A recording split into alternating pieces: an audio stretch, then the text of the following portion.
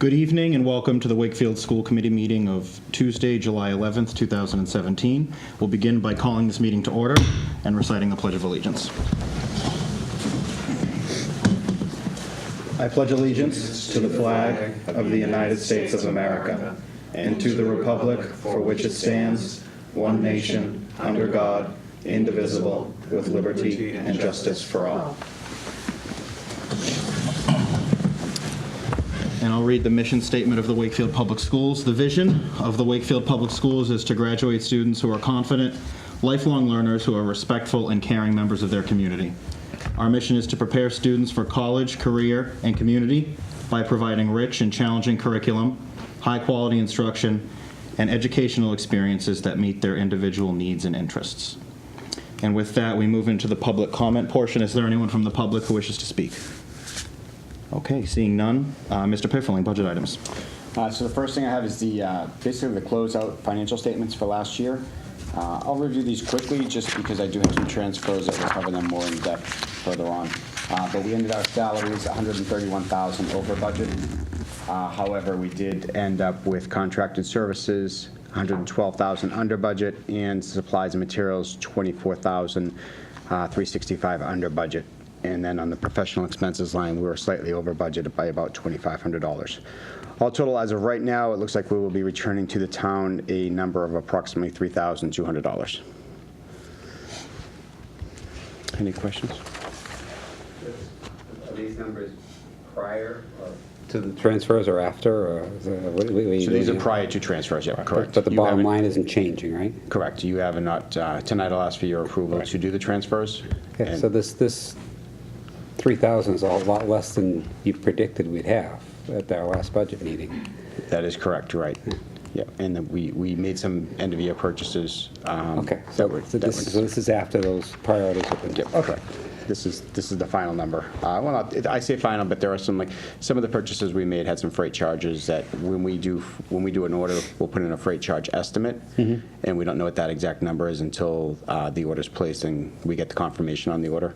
So those freight charges could go up or down a little bit. We typically put in about a 10% on the cost of the materials for freight charges. So that 3,200 number is very fluid right now. Okay, and will you get into those other purchase orders, the tiered things, which ones you got to? I can cover those this evening. Okay. Yeah, absolutely. So I'm going to just move on to the grants. As you see from the grants page, we did quite a bit of spending this last quarter in the grant areas. There are 3 federal grants that we currently have there, the Title I, Title II, and IDEA. The state issues, or the federal government issues those as 2-year grants. Although we get a new refreshment September 1 on all of those, we are allowed for the first year part of it, we are allowed to carry that into the second year. It doesn't affect our second year amount when we get the new grant. So there are a couple of grants that have not fully been expended yet, being Title I, which is one of our larger federal grants, Title II, which is improving educator quality, and the IDEA grant, which is actually the largest federal grant that we received. That's a special education entitlement grant. So those 3 all have some balance still to them, but we do have a full another year to expend those. In the federal government, all they ask is that we expend those funds before we start expending next year's grant money. You'll actually see in here that there was a Title I 2016 carry forward line.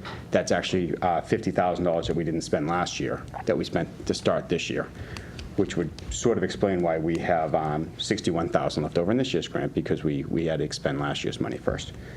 There are some other grants in here. The Coordinated Family and Community Engagement Grant, that's showing $20,000 right now, but we did get our last invoices in this week on that, so that will be zeroed out as a balance. MECO came in at 0. And the 262 grant actually shows a negative balance right now. It just that we had to open up some POs last week trying to expend the money, and they over-encumbered the money. So we've taken care of that as of this week, but it was prior to, it was post the reporting period. So that will also be zeroed out. A couple have a small amount in them, but all the other grants have until August 31st. So they're mostly special education grants, and Lynn is aware of the balances, and I'm working with her and Ms. Jackson to spend those down before the money's out. So, Will that change your other balance sheet? Like if you're gonna put a salary towards a grant, would that change your salary line? No, we've, for all intents and purposes, we've done everything with the town that we intend to do as far as transfers after tonight's meeting. So anything that we have to reallocate, so that 6184 that's over expended, we'll reallocate that to the 298 grant and the 274 grant. Those two grants will be lowered by that amount, just to make up the differences.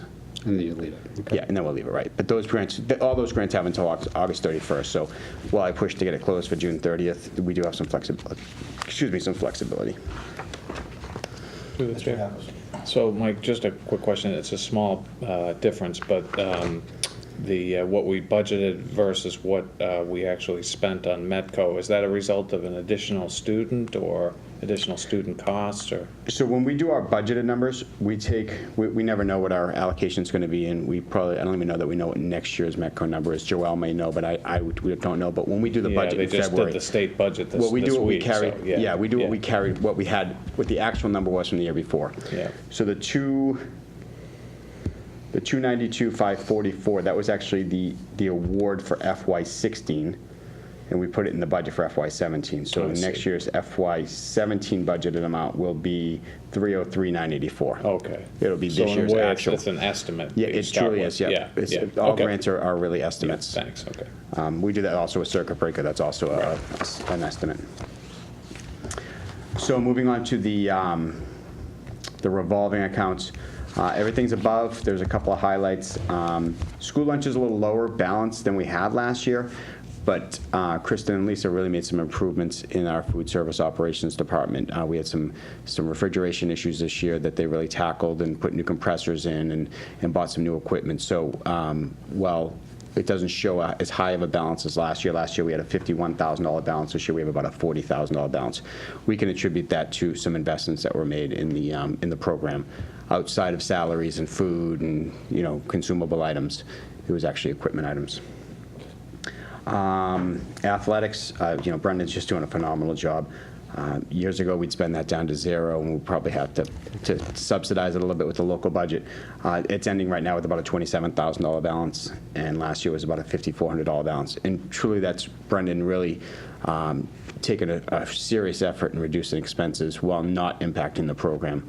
It also has to do with his fundraising efforts. He's done a lot more fundraising. He's had the mattress sales and some other things that he's done that have just really helped out the program. So kudos to Brendan. And also Tom's lines, Tom Bankert's lines, continue to end up on the positive side. He ended about 44,000 this year, and he was about 41,000 last year. And that program, his performing arts programs continue to grow at tremendous rates. So, building rental is really a kind of a great ending balance. We're ending with about $46,000 in that account. I will caution, though, that there is some money sitting in there for an insurance claim on the gymnasium floor that was made last year. The money came in early last year, but we didn't fix the floor. I think they're actually doing it now.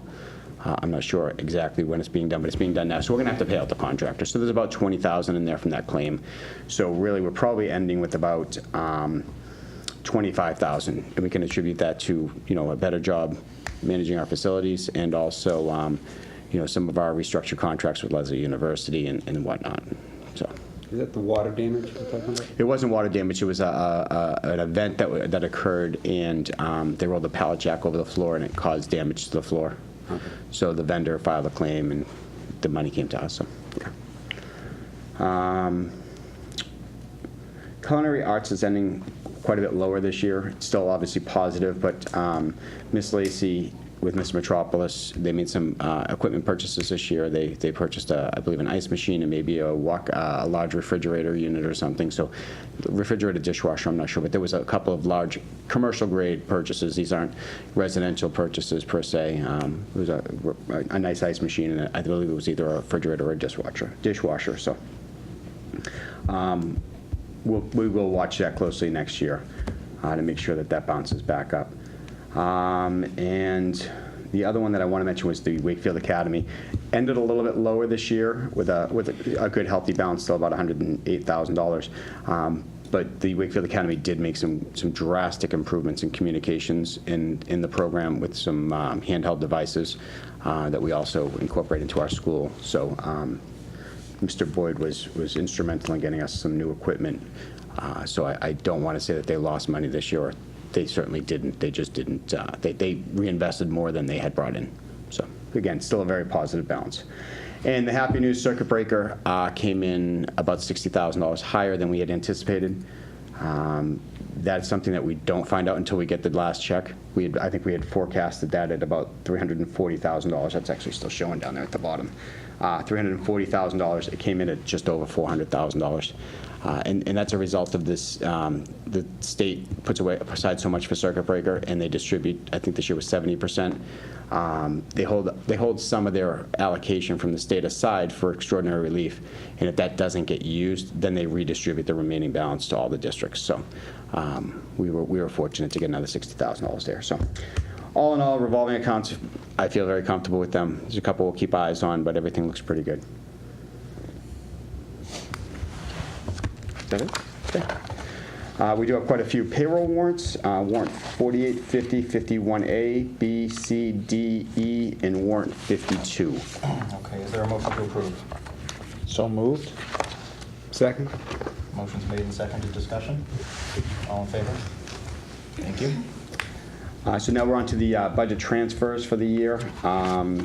The surplus areas are certainly in heating, fuel, utilities, special education tuition, some salaries for our paraprofessionals, extraordinary maintenance, clerical salaries, professional development, custodial salaries, vehicle fuel for our buses and vans, postage and tuition reimbursement, contractor services, and a very small amount in library books, all totaling $569,000 in surplus. And then we do have some deficits that will offset that. Transportation, $145,000, the big one on that side, which was there all year. Instructional supplies, professional salaries, substitute salaries, textbooks, equipment maintenance, professional expenses, building maintenance, and coaches' salaries. $566,180 on that side, leaving an anticipated balance to return to the town of approximately $3,200. And I would ask that the school committee approve the transfer of these amounts as listed in the Move that packet. the school committee approve fiscal year 2017 budget transfers as presented. Second? Okay, motion's been made and seconded. Any discussion or questions? I would just say that Vice Chairman Markham should be giving me a commission on this. That's right, by the motion. Okay, all in favor? Thank you. Thank you very much. The next agenda item is the fiscal year 2018 Ewell School lease with the SEAM Collaborative. Mr. Mayo has provided us with the lease and has basically said that nothing has changed in here from last year except for the dates. Okay, is there a motion to approve the Ewell School lease agreement to the SEAM Collaborative Board for the period of July 1, 2017 through June 30th, 2018 as presented? So moved. Second? Motion's made and seconded. Discussion, questions? All in favor? Thank you. Thank you. The next item is each year, this is going into our third year of leasing technology. It's been a great initiative that we've had. We infused $86,000 into the budget this year for that purpose. In past years, when I've gone out for the lease of equipment, what we do is we buy the equipment first, and then we have a leasing company reimburse us what we bought, and we enter into a lease. Every year they say, oh, can we see the motion that the school committee approved you to do this? And I usually show them the town meeting minutes with our budget. They asked for a little bit more specific, so I thought I'd be proactive this year and get this out of the way. Mr. Weiner is biting at the bit to order this equipment, but ultimately will be for quite a number of Chromebooks for student devices, a couple of carts for those Chromebooks also, 20 new teacher laptops, and a high school PC lab and a high school Mac lab. In addition to that, in addition to the $86,000, we're also going to purchase, the intention is to purchase 8 Samsung Galaxy 8 Samsung Galaxy tablets that'll get used by our custodial staff for logging tickets, taking pictures of maintenance items that need to be addressed on those tickets. But that will not be, it will be part of the lease, but we'll break the lease. When we fund the lease every year, $86,000 will come out of the technology line, the instructional technology line, and like $700 every year will come out of the custodial maintenance line. So we'll break that out. So I would ask that the school committee authorize me to enter into a 3-year tax-exempt municipal lease for the equipment listed above. Okay, move that the school committee authorize the Wakefield Public Schools School Business Administrator to enter into a 3-year lease for the purpose of acquiring instructional technology as presented. Second. Okay, motion's made and seconded. Discussion, questions? Ms. Fortier? Question about the 50 high school student Chromebooks. Are those for students who can't afford their own, or? We can't say can't afford their own, but either can't afford or choose not to, parents who choose not to make that purchase or Okay. investment. So yes, that's exactly what that's for. Okay, thanks. Okay, all in favor? Thank you. And finally, for my portion, I am presenting the summary of the fiscal year 2017 gifts. Obviously, the Wakefield Public Schools is so pleased with our community for their generosity year over year. This year, we had $56,000 or $56,680.64 in monetary donations. And we had $21,795 in value of items donated. So the list is there. We are very thankful for our sponsors. All of these gifts have already been approved by school committee, so I won't be asking to approve these, but I did want to give a summary of our fiscal year 17 gifts. And we certainly are grateful for that as a school committee. Anything there? Okay. Thank you, Mr. Piffling. Okay, consent agenda. Do we have a motion to approve the minutes of the June 27th, 2017 school committee meeting? So moved. Second. Motion's been made and seconded. Discussion? All in favor? Thank you. One abstention. One abstention. Chris, thank you. Okay, chairman's comments.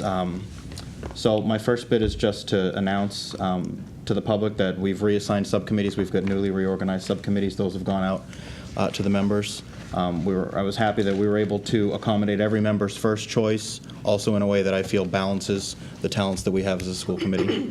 So thank you for that, and thank you for your cooperation and your patience throughout that process. Okay, under B is the Student Advisory Committee. So this is a discussion. This is on the agenda at the request of Ms. Fortier, so I thought maybe I'd just toss it over to you and we can begin. Sure. One of the things I had noticed when attending school committee meetings prior to being elected is that the students that appeared during our meetings would appear, they would provide some remarks in terms of activities and things that were happening in the schools, and then they would leave. And I was wondering if there would be a way where we could get more involvement from the students and allow the student voice to participate in school committee meetings. The school district that I'm employed at does have that, so I knew that there was a precedent. And I spoke with Chairman Tiro and Dr. Smith and did a little investigating on my own, and I found that other school committees do have policies that do have students as non-voting members, and that there's actually a statute that does call for a student member. So I would like to have a discussion about how we can put that into practice here, perhaps get some historical perspective, since, I'm sort of new to the committee, and I think some of us have been here a little longer than others. Wink, wink, nudge, nudge. and see if there's any interest on our committee to go forward with having this type of involvement. And I'm envisioning a student be attending meetings when and where they can, not necessarily requiring them because they are students. Perhaps we could, talk about the, letting them leave at certain points if they wanted and that sort of thing. So. Anything from the committee, Mr. Callahan? Well, I think that our policy allows for what you're looking for. Mm-hmm. And I think the degree of participation really is just driven by the personalities of those who are occupying those seats at any given time. I can think of a couple of past members over the years that have been extremely active. Mm-hmm. Evan Kenny was one, and Zach Allard's another one. Those two really come to mind very brightly because they were very active and chose to stick around and participate in our discussion, and we were able to ask them their opinion during the other things. Mm-hmm. I think other times you'll get some of the students that they're a little bit more shy about being on camera, and they're not as confident in letting their opinion out there, and so they just don't participate. Maybe we can do more to encourage their participation. Maybe we're just as guilty for not kind of nudging them along, but I think we have the mechanism in place, or as far as policy is concerned. I think we just perhaps fail to encourage them as much as we could. Mm-hmm. Yeah, absolutely, Dr. Smith. Yeah, maybe just a comment on that. So when Zachary and Evan were representatives, I was during my tenure as an administrator at Wakefield High School, and it was a routine of mine to meet with them prior to the meetings and to ask them about any topics that were on their mind, things that they might like to share and participate in. And they both had different, and I asked them to go out and ask other students, is there anything that they would like to bring to the table? So maybe a suggestion I might have is to talk to the high school administration about that opportunity that maybe they don't necessarily realize is there, and I wonder if and maybe we can kind of get that level of active participation again, because it is such a great opportunity for student voice, and I think they could add a lot of value to some of the topics. We're old people. We're probably boring for them. Right. Well, I think the way that the statute, and I don't know how specifically we need to follow this, but the way it's structured is that, there's a group of students who've been voted by their student body to represent their voice to school committee. And I think we've got that group of kids.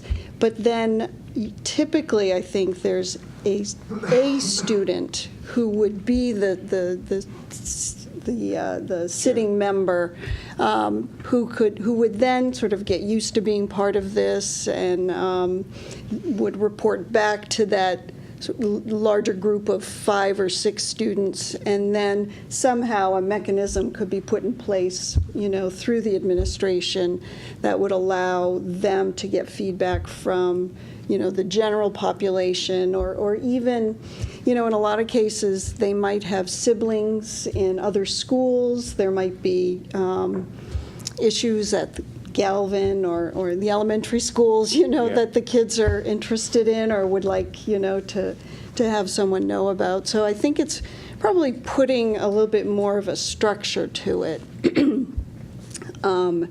And then having that one student, if we decide that that's the way to go, really be an active member.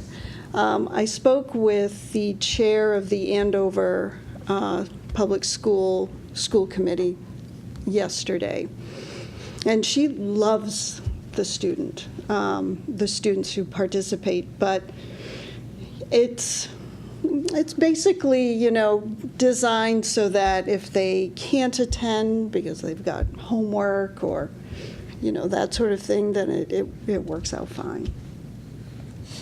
Mr. Yakos.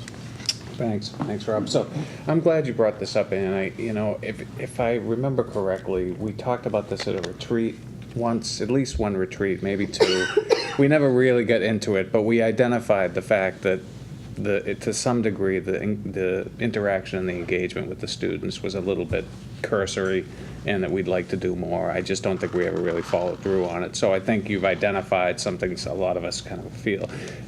But you're right, Kim. I think that to me, I mean, we had that wonderful presentation on civic engagement. I mean, that's what this is about, really. This is it's what you're really saying is the school committee work is an opportunity to engage students at a deeper level in a learning experience, right? And that maybe we're not providing now, and I totally agree.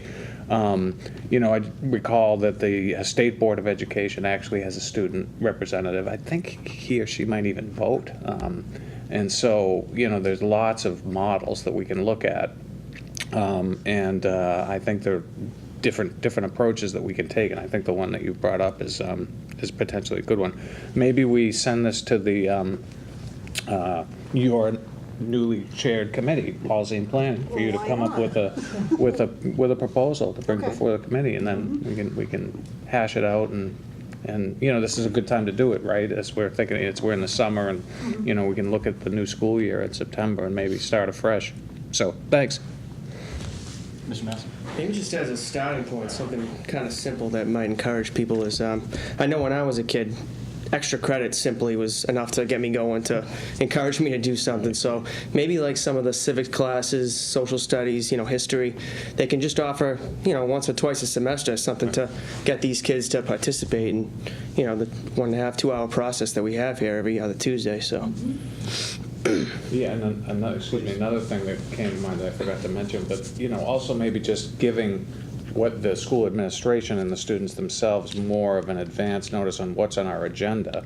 So, for example, when I was chair, I used to joke, "Do you want to stay for the conversation on civic learning?" They'd say, "Ha ha ha," and then they'd leave, right? Understandably.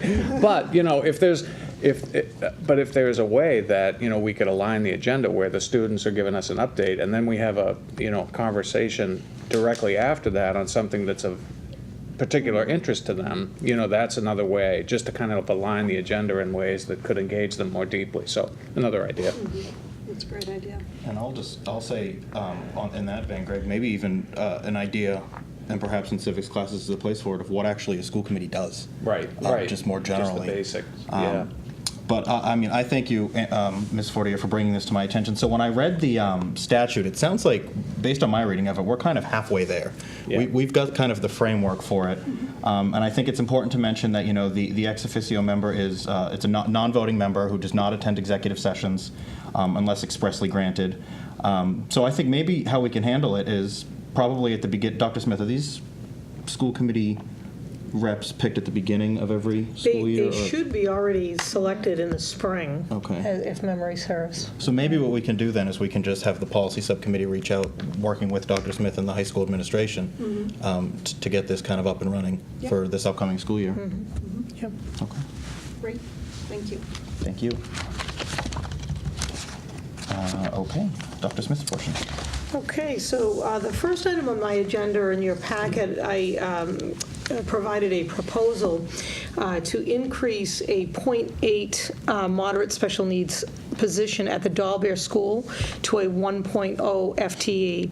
This would be a budget-neutral move and would help us provide an equitable co-taught learning environment for students in all grades. So currently in assessing as we move towards these higher level of inclusion in all of our schools, at the Dahlberg grades 1, 3, and 4 have a 1.0 moderate special needs co-teacher to support inclusionary classrooms in reading, writing, and math daily. Grade 2 is the grade level that has the .8 teacher, and we're really struggling to provide that kind of rich environment, inclusion environment for reading, math, and writing on a daily basis based on just that missing .2. So I really just kind of studied with Mike opportunities if there is a way that we could recommend an increase of .2 so that we can really advance our work towards our inclusion model that we really seek and the equity that we seek. So Michael and I talked about the anticipated increase in the FY18 IDEA grant. If that comes through as anticipated, it would be enough to fund that .2. And even if it doesn't, he talked earlier about year 2 of the grants. We've carried over a sufficient amount of the 2-year grant to cover the cost of that move. So we feel confident that we can do it. The moderate special needs teachers already a benefited employee, so there would not be any additional cost to the town. It really feels like the right thing to do, so I wanted to make that recommendation this evening. Okay. Is there a motion to approve the MSN position as presented? So moved. Second.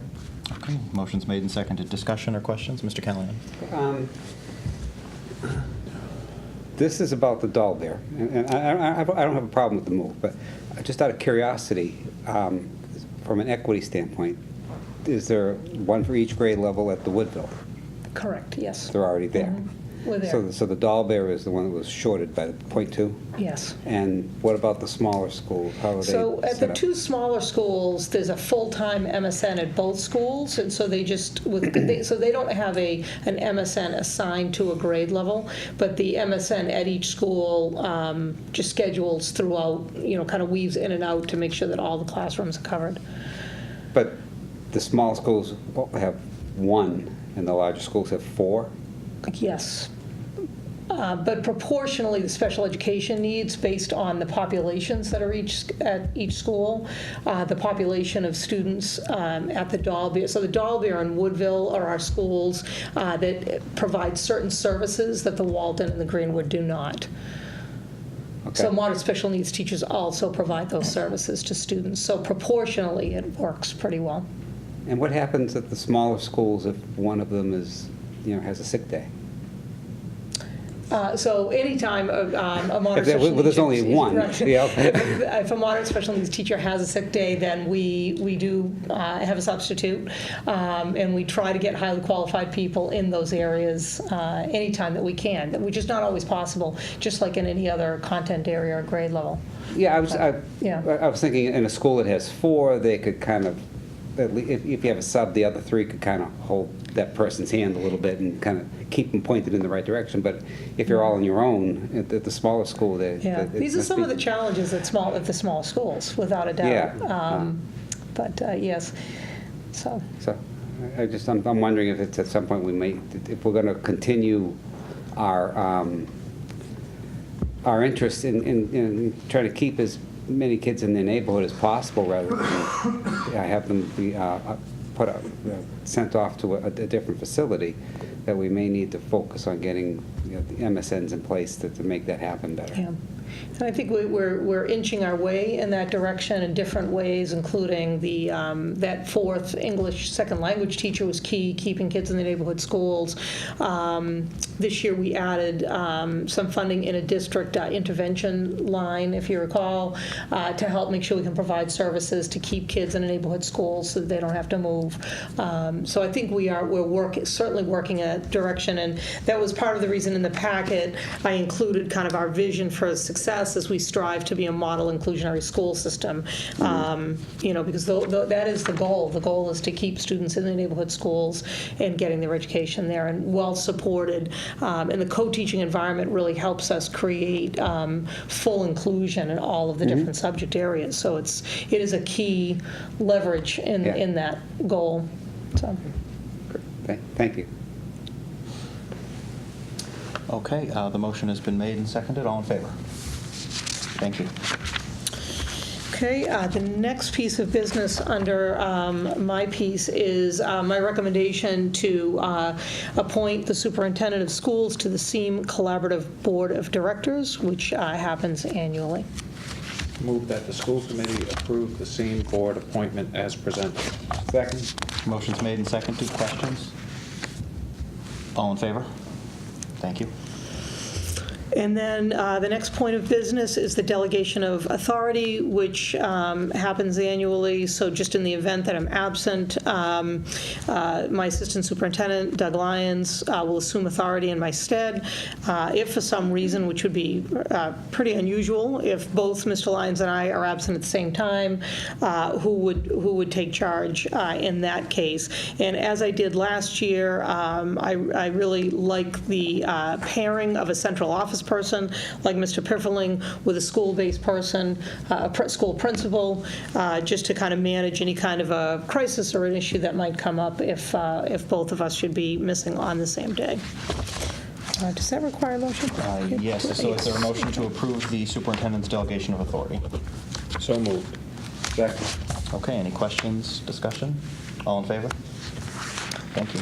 And then under my other comments, I just, in your packet, I just gave you some additional information on the principal search timelines and the interview committees, and everything is in process today. We had a wonderful group of teachers, administrators, and parents interviewing candidates at the Walton School today.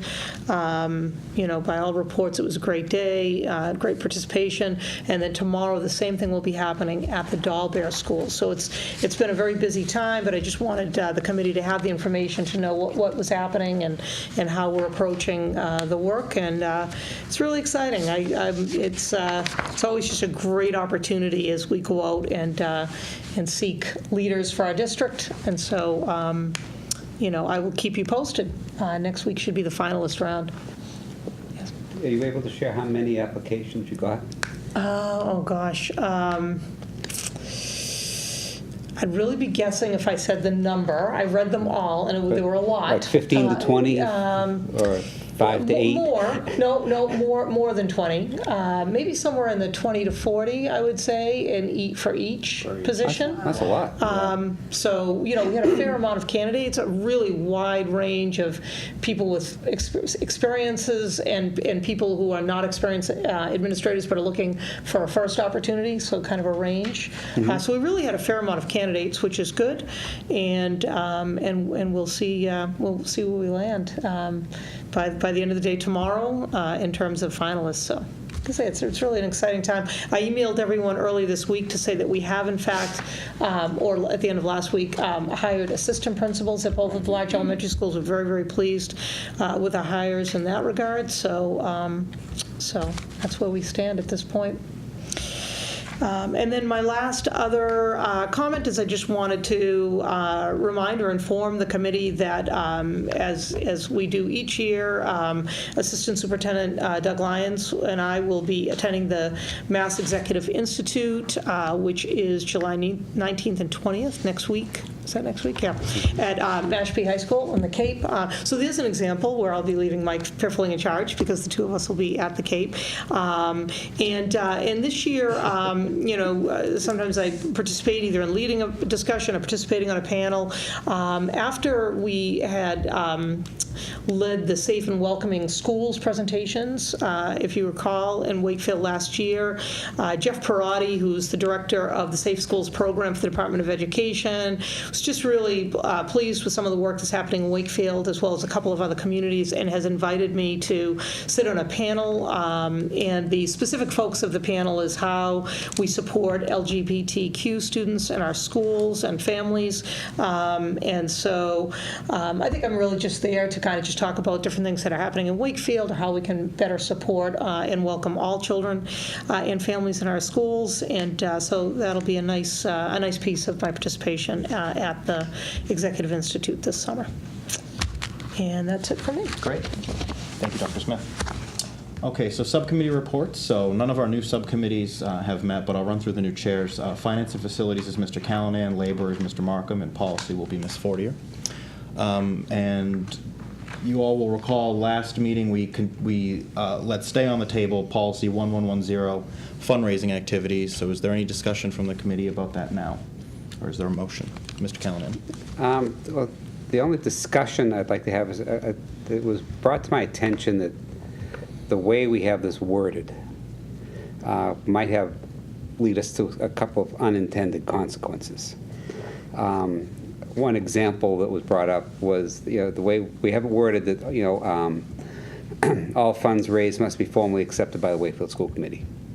That we may want to loosen that up a little bit, because it would mean that if the Walton PTO was raising money to have their spring fling, would they have to, do we really want to get involved in accepting those funds or let them have their party? I think our intent was to have funds for tangible things or things that involve personnel, and not like field trip money and that kind of thing. So I don't know how we may want to loosen this up, but to not have those unintended consequences. So I don't think it's our intent to tell people how the money they raise is going to be spent, so much as that we want to be sure we're accepting money for things that are appropriate for school. And we're not going to have activities going on that are not appropriate in the school, but that comes, fundraising activities that become, be submitted and approved in the first place. But once the funds are raised, we may want to just let them expend their funds, in some cases, directly, rather than have to go through the school committee and have Mr. Piffling's office actually be writing checks. It seems like we might getting a little bit too deep in the weeds. So I don't know if anybody has a suggestion on how to fix that, but my thought was to say, instead of must be, we could say reviewed by, must be formally accepted, but maybe reviewed by the superintendent for, whether they should be accepted or not. I don't know how to word that, but. But when someone does a fundraiser, don't they know what they're going to use the money for? Could we fold it into part of the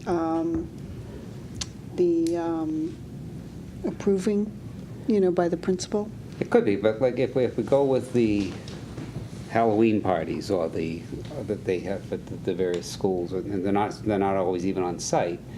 Sometimes those parties, that is the fundraiser, in a way. I mean, they're collecting money for the party, and then they have to pay for the party, but then they have money left over that they in turn gift to the school for some other manner. But do you have a suggestion, Mr. Piffling? Yeah, I think it goes further than that. I mean, our PTO parent groups, the booster organizations, they do phenomenal things that we never even see every day.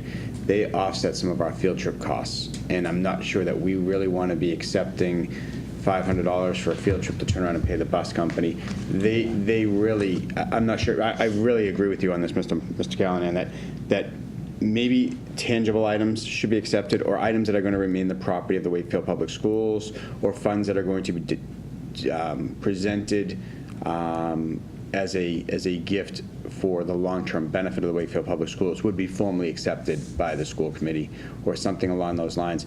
And maybe that's in the portion up above. The superintendent in principle will identify fundraising efforts that will be identified for the betterment of the Wakefield Public Schools through gift donations or something like that. And then down below, any gifts donated will be accepted by the Wakefield Public Schools School Committee.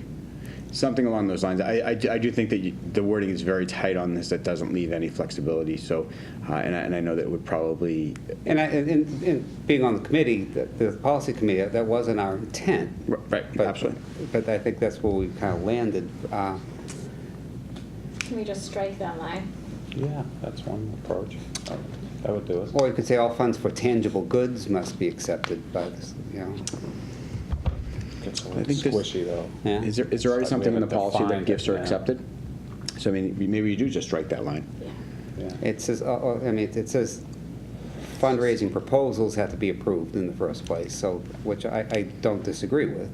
Even having these parties, I mean, the content of the party and the location of the party and that kind of thing, we should be able to approve. I mean, like, one thing, not that it happens, and not that it probably would happen, but, we really don't want anybody, serving liquor out of the Dull Bear cafeteria,